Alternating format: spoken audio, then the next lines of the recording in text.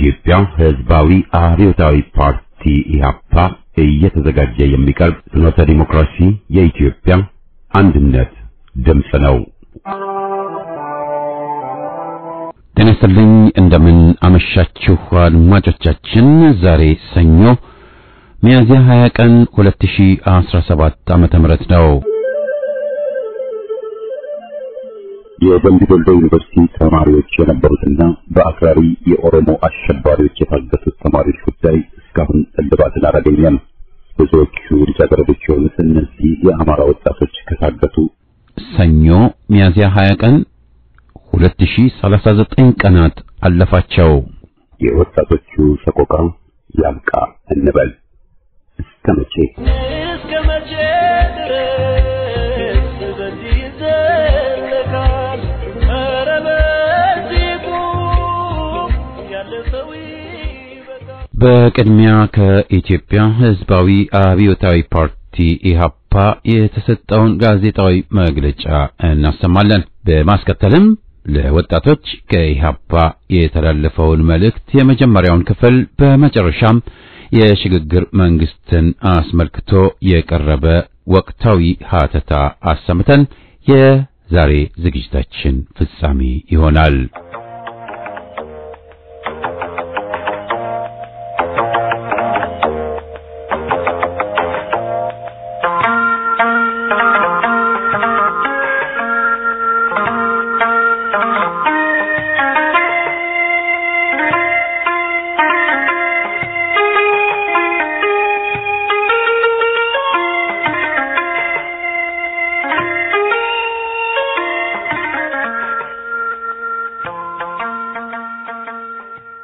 ከኢትዮጵያ ሕዝባዊ አብዮታዊ ፓርቲ ኢህአፓ የተሰጠ መግለጫ ሚያዝያ 20 ቀን 2017 ዓመተ ምህረት የሕዝብን አመጽ ለማክሸፍ ከሕዝብ ጀርባ የሚሸረበው ደባ በአስቸኳይ መቆም አለበት። የአማራ ሕዝባዊ ኃይል ፋኖ እያደረገ ያለውን የህልውና ትግል ከኢትዮጵያ አገራዊ የህልውና ትግል ለመነጠልና ለማክሸፍ በተለያየ ሽፋን ከሕዝብ ጀርባ እየተሸረበ ያለውን ደባ አጥብቀን እናወግዛለን።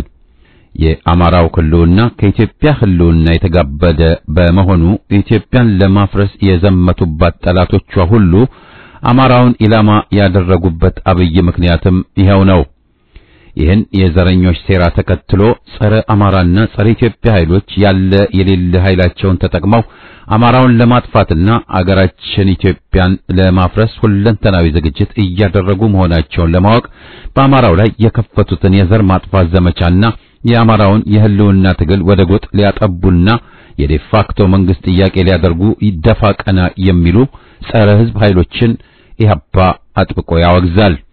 ከዚህ በፊት የኢትዮጵያን ህዝባዊ ትግል በማክሸፍ የታወቁት ጸረ ኢትዮጵያ ኃይሎች ዛሬም እንደገና እየተፋፋመ ያለውን የህዝብ ትግል ለማጨናገፍ በዴፋክቶ መንግስት በሚል ብቅ ብለዋል።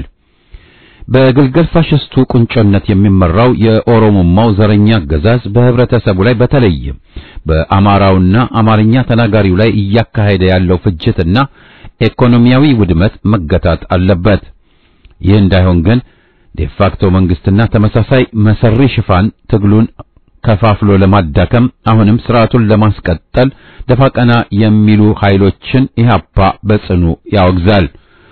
እነኚህ ጸረ ኢትዮጵያ ኃይሎች ይህን ሁሉ የሚያደርጉት ለዘመናት ወልዶ ከብዶ ሀብት ንብረት አፍርቶና ክፉንም ደጉንም አብሮ አይቶ ከኖረው የኢትዮጵያ ህዝብ አማራውን ለመነጠል መሆኑን ኢህአፓ ያምናል። ስለሆነም ነው ዘረኛው የኦሮሞማ አገዛዝ እያካሄደ ያለው ፍጅት፣ ዘረፋና ሁለንተናዊ ውድመት መወገዝ ብቻ ሳይሆን በአስቸኳይ በሁለገብ ትግል መቆም አለበት የምንለው። የኢትዮጵያ ህዝብ ከዚህ አይነት አረመኔና አምባገነን ስርዓት ራሱን ነጻ ለማውጣትና የኦሮሞማውን ቅዠት ለማክሸፍ ተባብሮ መታገል ይኖርበታል እንላለን። በመጨረሻም የፋኖ አርበኞች ትግል ያለ ጥርጥር ኢትዮጵያን የማዳንም ትግል ነው ብሎ ኢህአፓ ያምናል። የከፋፍለ ግዛው ተላላኪዎች ይጋለጡ፣ ዘረኝነት ይውደም፣ ኢትዮጵያዊነት ይለምልም፣ እናቸንፋለን።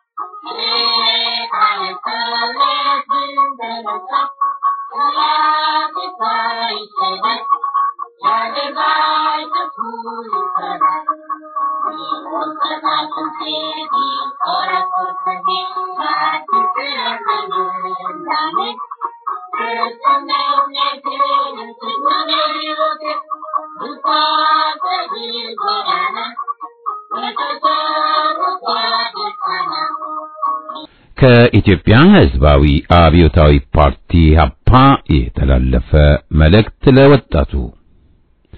ወጣቱ ትውልድ ዛሬም የኢትዮጵያ ሕዝብ ተስፋ ነው።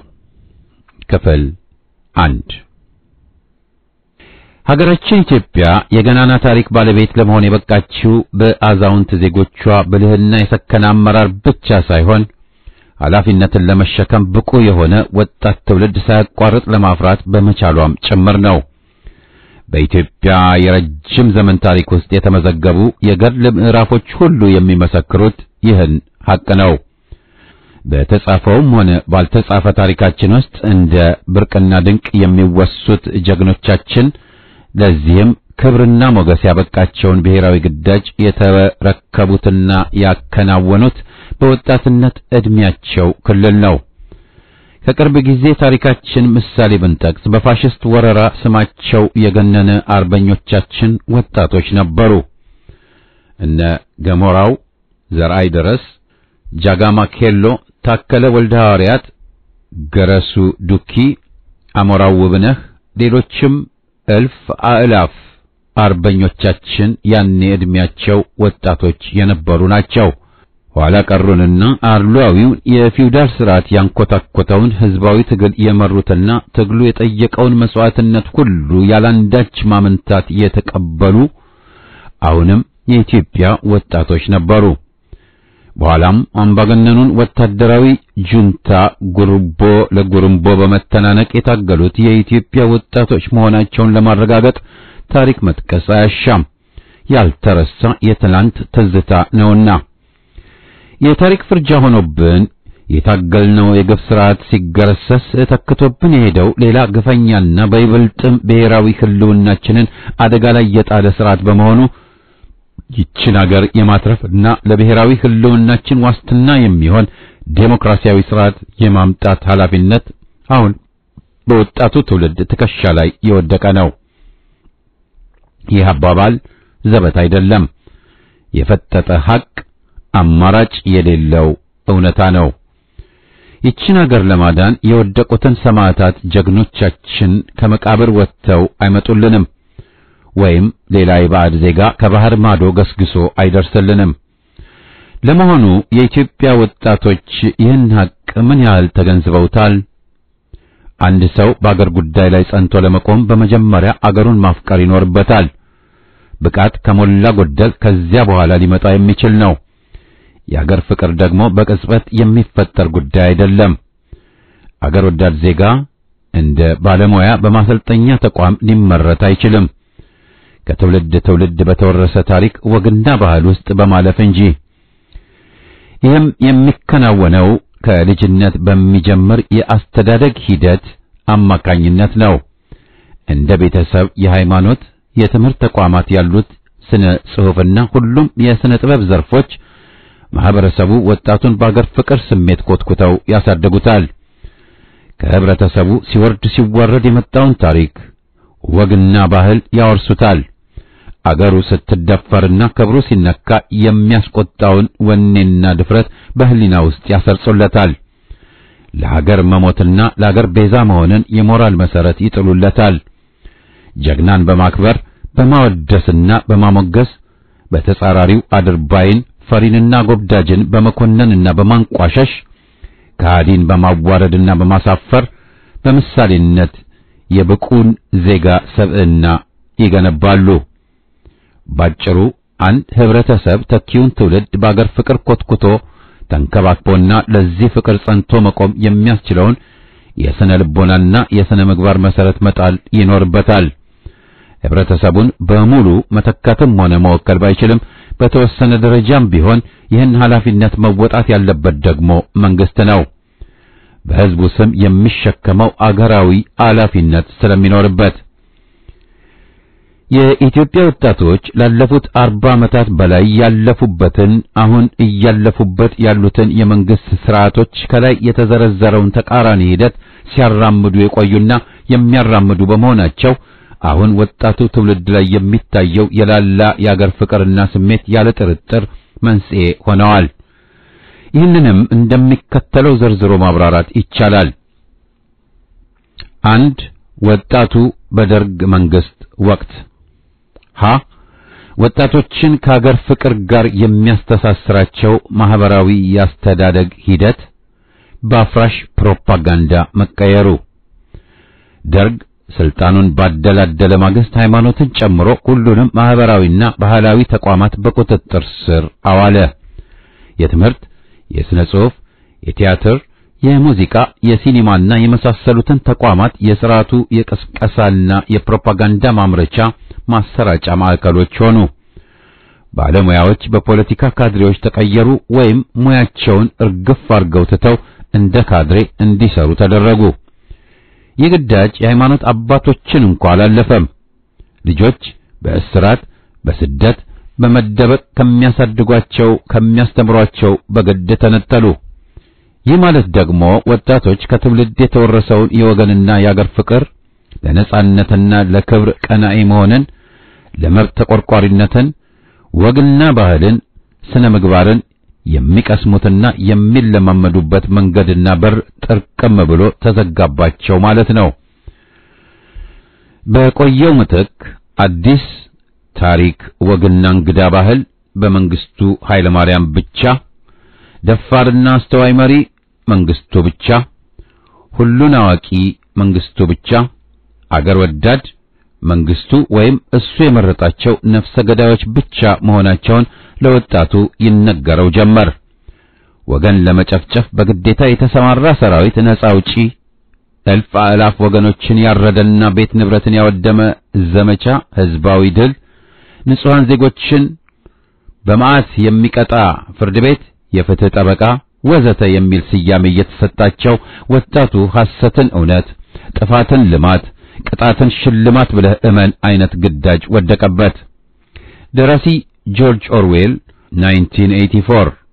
1984 በሚለው መጽሐፉ አንዲት ሐሳባዊ አገር ፈጥሮ የዛችን አገር መሪ መፈክሮች የኮረጀው ከደርግ ስርዓት ላይ ይመስላል። መፈክሮቹ የሚሉት እንዲህ ነው: ጦርነት ሰላም ነው፣ ባርነት ነጻነት ነው፣ ድንቁርና ጥንካሬ ነው። መንግስቱ ኃይለ ማርያም ወጣቱን ትውልድ ያስተምረው የነበረው ትምህርት በተግባር ሲታይ ከዚህ ልቦለድ ታሪክ የሚሻልበት ምንም ነገር የለውም። ይቀጥላል።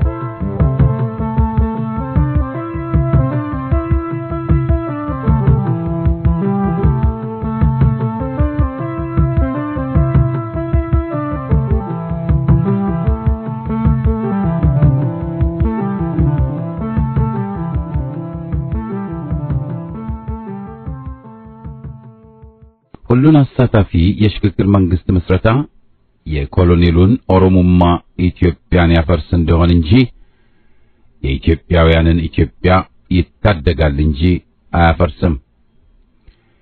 ኮሎኔል አብይ የወያኔ የማደጎ ልጅ ነው። ኮሎኔሉን ከማመን ከተራራ አናት ላይ የሚንገዋለል ጉምን ለመጨበጥ መሞከር ይቀላል። አብይ ዴሞክራሲያዊ ለውጥ ያበጣል ብሎ መጠበቅ ከምድረ በዳ ላይ ጤፍ ዘርቶ ምርት ከመጠበቅ የተለየ አይሆንም ወዘተ የሚሉ መልእክቶች ከ4 ዓመታት በፊት የበርካታ አገር ወዳድ ኢትዮጵያውያንን ጩኸት እንደነበር አስታውሳለሁ። ሰሚም አድማጭም አልተገኘም እንጂ ኮሎኔሉ በዘረኝነቱ፣ በጸረ ኢትዮጵያነቱ፣ በጸረ ሕዝብነቱ፣ በውሸታምነቱ፣ በሕዝብ ንቀቱ አቻ ያልተገኘለት ፈላጭ ቆራጭ መሆኑ ዛሬ ክርክርን የሚያስከፍት ጉዳይ እንዳልሆነ ተግባሩም ሆነ አንደበቱ እየመሰከረበት ነው። በሺዎች የሚቆጠሩ አማራዎች በወለጋ፣ በደራ፣ በሸንኮራና አጣዬ መንግስታዊ መዋቅሮችን አሳታፊ ባደረገ ሁኔታ ከተፈጸመው ጭፍጨፋ በኋላ በርካታ ውሸቶችን በገጸ በረከትነት እያቀረበልን ይገኛል። ኮሎኔሉ በንጹሃን ደም ሰክሯል።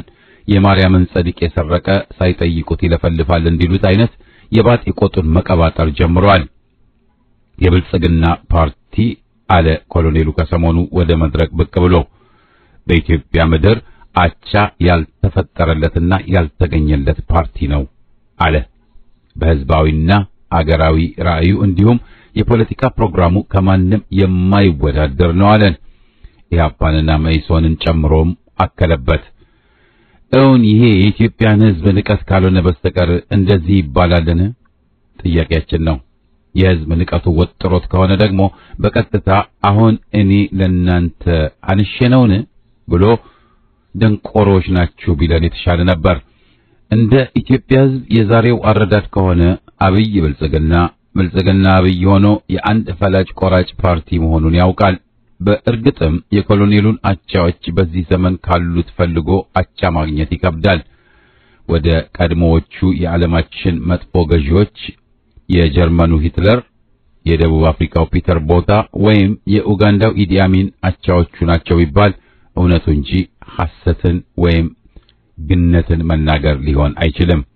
ኮሎኔሉ በዚህ ብቻ አላበቃም። እንደ መሪ የሚናገረውንና የማይናገረውን መምረጥ አለመቻሉን የተመለከቱ በርካታ ሰዎች ሰውየው ከሀገርና ከህዝብ ይልቅ ለግል ስልጣኑ ተጨናቂ በመሆኑ የጭንቅላቱ ብሎኖች እየተነቃነቁ ወጥተዋል የሚሉትን በግሌ ለዓለማመን እየከበደኝ መጥቷል። የኮሎኔሉ የተለመደ የህዝብ ንቀቱንና እብሪቱን እንዲሁም የፖለቲካ ድንቁርናውን ያሳየበትን አጉራ ዘለል መልእክቱን ያዳመጡ ወገኖች አሁንስ ወጥረገጠ ሲሉት ተደምጠዋል። ኮሎኔሉ ወደ መድረክ ብቅ ብሎ የወቅቱ የአገሪቱ ተጨባጭ ሁኔታ የግድ ከሚለው የሽግግር መንግስት ምስረታ ጥያቄ ላይ ሲያቤዝ ተደምጧል። የሽግግር መንግስት ምስረታ ጥያቄ ከንጉሱ ውድቀት ጀምሮ ለ50 ዓመታት ተጠይቋል። ጠያቂዎቹም አሉ ሲል አፈዘ። ከዚያም የሽግግር መንግስት መንግስታዊ መዋቅሮችን ማፍረስ ብቻ ሳይሆን ሀገርንም ማፍረስ ነው ሲል ያብዬን ወደምዬ እንዲሉ አፈዘበት፣ ተሳለቀበትም። ኮሎኔሉ በዚህ የሽግግር መንግስት ምስረታ ጥያቄን በማጣጣል ላይ ብቻ አላቆመም። የሚቃወሙኝ ሁሉ ቀበሌ እንኳን መርተው አያውቁም ሲል የፖለቲካ ጨቅላነቱንም ነገረን። ለኮሎኔሉ ለጊዜው ለዚህ ጨቅላ አባባሉ የተናገረ ሁሉ አዋቂ፣ ዝም ያለ ሁሉ መሐይም አይምሰልህ ከማለት ያለፈ ሌላ የምለው የለኝም። የሽግግር መንግስት ምስረታ ጥያቄ 50 ዓመታትን አስቆጥሯል። ከንጉሳዊው አገዛዝ ውድቀት ዋዜማ አገራቸውንና ህዝባቸውን በሚጠሉ ሳይሆን በሚያፈቅሩ ብርቅዬ የኢትዮጵያ ልጆች የተነሳና በህዝብ ውስጥ የሰረጸና ህዝብን ዳር እስከ ዳር ያነቃነቀ የህዝብ ጥያቄ ነበር፣ ዛሬም ነው። የሽግግር መንግስት ምስረታ ጥያቄ በዚያን ዘመን የተነሳው የወቅቱ የአገሪቱ ተጨባጭ ሁኔታ የግድ የሚለው ስለነበር ብቻ ነው። በንጉሱ አገዛዝ ዘመን የአገሪቱ ህዝብ መለከታዊ ኃይል ነኝ በሚል አገዛዝ የተተበተበ ስለነበረ ንጉስ አይከሰስ ሰማይ አይታረስ በሚል ኋላ ቀር አስተሳሰብ የተሸበሰ ስለነበር ኢትዮጵያ የጥቂት መሬት ከበርቴዎች አገር ስለነበረች ብዙሃን ህዝብ ድሃና የባለርስቶች ጭሰኛ ስለነበር የዴሞክራሲ ባህልና ዴሞክራሲ በራቸው የተከረቸመ ስለነበር ሐሳብን በነጻነት የመግለጽ፣ የመናገር፣ የመጻፍ፣ የመሰብሰብ፣ የመደራጀት ዴሞክራሲያዊ መብቶች እግድ የተጣለባቸው ነበሩ። ወደ ዴሞክራሲና ዴሞክራሲያዊ ባህል ግንባታ ወደሚደረግ የስር ነቀል ለውጥ ለመድረስ በሽግግር መንግስት ምስረታ ሂደት ውስጥ ማለፍ ወቅቱ የግድ የሚልበት ጊዜ ነበር። እንደ አለመታደል ሆኖ ፋሽስታዊው ደርግ 120 የበላይና የበታች ወታደራዊ ሹማምንቶች በዙሪያው ኮልኩሎ የለውጥ ሐዋርያዎቹ እኛ ነን ብለው በመሳሪያ ኃይል ይህን ህዝባዊ ጥያቄ አክሽፈው የኢትዮጵያ የዛሬው አስከፊ ገጽታ ከዚህ ውጥንቀት ውስጥ እንዲገባ ካደረጉት በርካታ ምክንያቶች ውስጥ ጥንስሱ ከዚህ የጀመረ ነበር። ለዚህ ነው ኮሎኔል መንግስቱና አገዛዙ የለውጥ ሂደቱን በማጨናገፍ ለዘመኑ ዘረኞችና ጸረ ኢትዮጵያ ኃይሎች ሁኔታዎችን አመቻቸላቸው እየተባለ የሚወቀሰው። ይህ መጥፎ የታሪክ ድግግሞች በ1983 ዓመተ ምህረት ወያኔ፣ ብአዴን፣ ኦህዴድና ደኢህዴን የትኛውንም ተቃዋሚ ኃይል የሀገር ሽማግሌዎችን፣ የሃይማኖት አባቶችን፣ የሙያ የሲቪክ ማህበራትን ወዘተ ሳያሳተፉ ብቻቸውን የሽግግር መንግስት መስርተናል ብለው ስህተቱን ደገሙት። በ2010 ዓመተ ምህረት ኮሎኔሉ የድርጅቶቹን ስም ብቻ በመቀየር ራሱን ካደራጀ በኋላ የምን ሽግግር ነው እኔው አሻግራቸዋለሁ እንጂ ብሎ ለሶስተኛ ጊዜ ስህተቱን ደገመው። ለዚህ ነው የግማሽ ምዕተ ዓመታቱ የኢትዮጵያና የዜጎቿ ጉዞ ከድጡ ወደ ማጡ ነው የሚባለው። ለዚህ ነው አሻሮ የምትበላው አይጥ ብትሄድ ብቅል የምትበላው አይጥ መጣች ከሚሉት አባባል ጋር የ50 ዓመታቱን የኢትዮጵያንና ኢትዮጵያውያንን ጉዞ ብዙዎች የሚያመሳስሉት። ዘር ቆጠራንና ዘረኝነትን እንዲሁም ጥላቻን አንግሰውበታል። ሰብአዊና ዴሞክራሲያዊ መብቶች ተቀብረዋል። ሐሳብን በነጻነት መግለጽ የማይታሰብ ሆኗል። መሰብሰብ፣ መደራጀት ደብዛው ጠፍቷል። አትግደሉን የማለት መብት እንኳ ታግዷል። በህይወት የመኖር መብት ደብዛው ጠፍቷል። ዜጎች እንደ እንስሳ በማንነታቸው ይታረዳሉ፣ ይገደላሉ። የህግ ከለላ እንዳይረግ የህግ የበላይነት ተደፍጥጧል። መንግስት የመንግስትነት ባህሪውን ወደ መንግስታዊ ሽብርተኝነት ተቀይሯል። በዚህም በምድር ላይ የተወገዘውንና ትልቁ የሚባለውን ጄኖሳይድ ወይም የዘር ፍጅት ፈጻሚና አስፈጻሚ ሆኗል። ይህን ቅጥ አምባሩ የጠፋ የሀገራችንን ሁኔታ በመለወጥ የኢትዮጵያ ልዕልና እና የዜጎቿን ህልውና ማስጠበቅ ወደሚቻልበት ዴሞክራሲያዊ ስርዓት ለመሸጋገር ከ1966 ዓመተ ምህረት በበለጠ በዛሬው ጊዜ የሁሉን አሳታፊ የሽግግር መንግስት ምስረታን ወቅቱ ግድ የሚለው መሆኑን ሁሉ ኢትዮጵያዊ በውል ሊያጤነው ይገባል። የሽግግር መንግስት ምስረታ በዛሬው ጊዜ እንደ ኮሎኔሉ የሚፈዝበት ወይም የሚቀለድበት ጉዳይ አይደለም። ስለጠሉት ወይም ስለፈሩት ይቅር የሚባል ጉዳይ አይደለም። በተባበረ የህዝብ ትግል እንጂ በልመና የሚገኝ አለመሆኑንም መረዳት ይገባል። የኢትዮጵያውያን የዛሬው የትግል አቅጣጫ ሊመነጭ የሚገባው እያንዳንዱ ኢትዮጵያዊ ሀገሩን፣ ሰብዕናውን፣ ቋንቋውን፣ ሚስቱንና ልጆቹን የሚያፈቅረው ከዓለም ሁሉ የተለዩ ሆነው ሳይሆን የራሱ በመሆናቸው ነው ከሚለው ትልቅ አባባል መሆን አለበት። ታዲያም እያንዳንዱ ኢትዮጵያዊ ለሀገሩ፣ ለክብሩ፣ ለነጻነቱ፣ ለወገኖቹ ህልውና መክፈል የሚገባውን መስዋዕትነት ሁሉ ለመክፈል ራሱን ማዘጋጀትና ወደ ትግሉ በመግባት ሁሉን አሳታፊ የሽግግር መንግስት ምስረታን በትግሉ ማዋለድ አለበት። ሁሉን አሳታፊ ለሆነ የሽግግር መንግስት ምስረታ ለምን እንታገለታለን? ለምንስ የኢትዮጵያና የልጆቿ ህልውና ማስጠበቂያ ነው ይባላል? ለምንስ ወደ ዴሞክራሲያዊ ስርዓት መሸጋገሪያ ድልድይ ተባለ? ለምንስ ወቅቱ ግድ ይለዋል ተባለ? ለሚሉ ጥያቄዎች ምክንያቶቹን እንደሚከተለው ላቅርባቸው እነሆ። አንደኛ፣ የኢትዮጵያ ፖለቲካዊ፣ ኢኮኖሚያዊ፣ ማህበራዊና ባህላዊ ችግሮች አምባገነንና ዘረኛ በተፈራረቁ ቁጥር ይበልጥ እየተጠላለፉና እየተወሳሰቡ መጥተዋል። ይህ የአንድ ፈላጭ ቆራጭ አገዛዝ ለረጅም ጊዜ መንሰራፋት በርካታ ችግሮችን ቀፍቅፈውብናል። ተወደደም ተጠላም እነዚህን የተጠላለፉና የተወሳሰቡ ዘርፈ ብዙ ችግሮችን አንድ የፖለቲካ ድርጅት ብቻውን የሚፈታቸው ባለመሆናቸው አካታችነትንና አሳታፊነትን መርህ ባደረገ ሁሉን አሳታፊ የሽግግር መንግስት ምስረታን የግድ የሚል መሆኑን መረዳትና ማጤን ይገባል። ሁለት፣ የአውራ ፓርቲ ወይም የአንድ ፓርቲ ነጋሲነት ጸረ ዴሞክራሲ መሆኑ እንደተጠበቀ ሆኖ በተለይ በኢትዮጵያ ሀገራችን ዴሞክራሲና የዴሞክራሲ ባህል ባፍጢሙ እንዲደፋ አድርጎታል። ዴሞክራሲና የዴሞክራሲ ባህል ማለት አንድነትና ልዩነትን በመቻቻል ጥበብ ለሀገርና ለወገን የተሻለ ለውጥ ለማምጣት የሚኬድበት ጎዳና ነው። በግማሽ ምዕተ ዓመታቱ የኢትዮጵያ አገዛዞች ታሪክ ውስጥ ኢሰፓ ለ17 ዓመታት፣ ኢህአዴግ ለ27 ዓመታት፣ ብልጽግና ለ4 ዓመታት በገዥነት ሲቆዩ የአካታችነትና የአሳታፊነት በርን ከርችመው ነው። ይህ አይነት አገዛዝ ጸረ ዴሞክራሲ ተብሎ ብቻ የሚቀር እንዳልሆነ ከኢትዮጵያ ተጨባጭ በርካታ ድምዳሜዎችን መዘርዘር ይቻላል።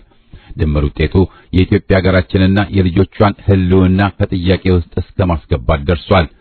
ከሀገርና ከሕዝብ የበለጠ ምንም የለምና ሀገራችንን ከጥፋት ሕዝባችንን ከእልቂት መታደጊያው ብቸኛው አማራጫችን የሽግግር መንግስት በአስቸኳይ መመስረት መሆኑን ወቅቱ ይናገራል።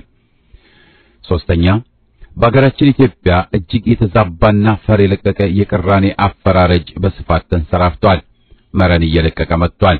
ከቅራኔ አፈራረጅ ላይ የሚፈጠር ስህተት መፍትሄ የሚባለውም የተሳሳተ እንደሚሆን የኢትዮጵያ ሁኔታ ቁልጭ አድርጎ ያሳየናል። እንዳለመታደል ሆኖ በኢትዮጵያ የተፈጠሩ የብሔር ብሔረሰብ ድርጅቶች የችግሮች ሁሉ ፈጣሪ የሆነው ጨቋኝ አገዛዝን ወደ ጎን ትተው ሕዝብን ጠላት ብለው መፈረጃቸው አሳፋሪም ትልቅ ስህተትም ነው። ይህ ደግሞ የራሳቸውንም ዓላማና ትግል ከዴሞክራሲ መርህ ጋር እንዲጣረስ ወይም እንዲጋጭ አድርጓቸዋል። ሀገራዊ አመኔታንም አሳጥቷቸዋል። የኦሮሞና የትግራይ ጠባቦችን ጸረ አማራ ሆኖ መሰለፍን በአስረጅነት መጥቀስ ይቻላል። እነዚህ የቅራኔ አፈራረጃቸው መሳሳትና ትክክል አለመሆን ብቻ ሳይሆን መፍትሄ ብለው የወሰዱትና እየወሰዱት ያለው እርምጃ ራሳቸው ከብሔር ብሔረሰብ ታጋይነት ይልቅ ወደ ጄኖሳይድ ወይም የዘር ፍጅት ፈጻሚነት ቀይሯቸዋል። ይህ ተግባር አገዛዙንም ይጨምራልና የሽግግር መንግስት ምስረታውን የግድ ማለት ብቻ ሳይሆን በአጣዳፊ መሆን እንዳለበትም የግድ ይላል። አራተኛ፣ ይህ በጎሳና በብሔረሰብ እየተቧደኑ ስልጣንን በወርተረኝነት መቀራመት አናሳ በሚባሉ ጎሳዎችና ቡድኖች ላይ እየደረሰ ያለው መዋጥ፣ መጨቆን፣ የስነ ልቦና ጫና እንዲሁም ድፍጠጣ መዘንጋት በአስቸኳይ መቆምና መገታት ያለበት ሁኔታ ነው። ኢትዮጵያ የኦሮሞው፣ የትግሬው ወይም የአማራው አገር ብቻ እስክትመስል ድረስ በአናሳዎች ላይ እየደረሰ ያለው ጭቆና በዝቷል፣ አስከፊም ሆኗል። እነዚህ አናሳ የሚባሉ ዜጎች ዴሞክራሲያዊ መብቶቻቸው ሊከበሩና እውን ሊሆን የሚችለው የዴሞክራሲ ስርዓት መሸጋገሪያ ድልድይ የሆነው የሽግግር መንግስት ሲመሰረት ብቻ ነው። አምስተኛ፣ ኢትዮጵያ እየደረሱባት ካሉ በርካታ ጉዳቶች ውስጥ የሰብአዊ ሀብት ውድመት በግንባር ቀደምትነት ተጠቃሽ ነው።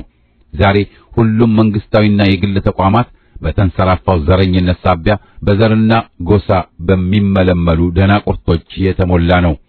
ከዚህ አይነት የሰው ኃይል አመዳደብና አመላመል እድገትና ልማት ይገኛል ተብሎ አይታሰብም። ዴሞክራሲና የዴሞክራሲ ባህል በሁሉም የልማትና አገልግሎት ሰጪ ተቋማት ውስጥ መሬት እስካልረገጠ ድረስ ስራና ሰራተኛ የሚገናኙበት መንገድ ዝግ ነው። ችሎታ፣ ልምድ፣ ብቃት፣ ስነ ምግባር ብቸኛ መስፈርቶች አድርጎ ከማይጠቀም ተቋም ውድቀትን እንጂ እድገትና ልማትን ማግኘት አይቻልም። ዛሬ በአገራችን ተጨባጭ ሁኔታ ስራና ሰራተኛ ድልድል ከደቡብ አፍሪካው አፓርታይድ በነጮችና ጥቁሮች መካከል ከነበረው ግንኙነት የተለየ አይደለም። ይህን ለመቀየር ዴሞክራሲ መንግስትንና ዴሞክራሲያዊ አሰራርን በአገሪቱ ማስፈን ጊዜ የማይሰጠው ጉዳይ ከሆነ ከራርሟል። የሽግግር መንግስት መስረታን የግድ ከሚሉ በርካታ ሁኔታዎች ውስጥ የሰብአዊ ሀብት ላይ እየተፈጸመ ያለውን ግድያና ጭቆና ማስቆም የሚችል አሰራርን አዋላጅ ስለሚሆን ነው። ስድስተኛ፣ በስልጣን ያለው ኮሎኔል ማን ነው? ምንስ እያደረገ ነው? የሚሉ ጥያቄዎች ሲነሱ የኮሎኔሉን መወገድና በሁሉን አሳታፊ የሽግግር መንግስት መስረታን ወቅታዊነትና ተገቢነትን ያመለክተናል። ኮሎኔሉ በኢትዮጵያ ሕዝብ ይሁንታ ወደ ስልጣን የመጣ ሳይሆን በባዕዳን ድጋፍና ግፊት መሆኑ ብዙ ተብሎበታል። በዚህም ኮሎኔሉ ጸረ ኢትዮጵያና ኢትዮጵያዊነት ሆኖ የተፈጠረ ነው። ኮሎኔሉ ዘረኛ ከመሆኑ በተጨማሪ መንግስታዊ መዋቅሮችን ለመንግስታዊ ሽብርተኝነትና ለጄኖሳይድ ወይም የዘር ፍጅት መፈጸሚያ ያደረ የሰውነት ባህሪውን አራግፎ የጣለ አውሬ ነው። ኮሎኔሉና አገዛዙ እንደፈጸሟቸው ወንጀሎችና የዘር ፍጅት ተግባራት ከሆነ 4 ዓመታት ቀርቶ ለአንድ ሳምንት በስልጣን መቀመጥ የማይገባው ልፍስፍስና አረመኔ አገዛዝ ነው። ኮሎኔሉ ለኢትዮጵያ የማይመጥን ወራዳ ነው። ሁሉን አሳታፊ የሽግግር መንግስትን ወቅታዊና አጣዳፊ ከሚያደርጉት ተጨባጭ ሁኔታዎች ከኮሎኔሉ ጸረ ኢትዮጵያ እና ጸረ ሕዝብ ባህሪውና ተግባሩ የሚመዘዝም በመሆኑ ነው። አላዋቂ ሳሚ እንዲሉ ኮሎኔሉ ከሰሞኑ ወደ መድረክ ብቅ ብሎ የሽግግር መንግስት አገር ያፈርሳል እያለ ሲዛበት ያማል። እርግጥ ነው የሱን የኦሮሞማ ኢትዮጵያን ሊያፈርስ ይችላል። የኢትዮጵያውያን ኢትዮጵያን ግን ይታደጋል እንጂ አያፈርስም።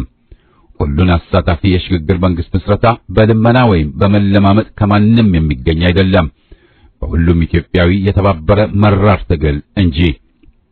ስለዚህ እንተባበር፣ በህቡ እንደራጅ፣ እንታገል። ያለ ጥርጥር እናሸንፋለን።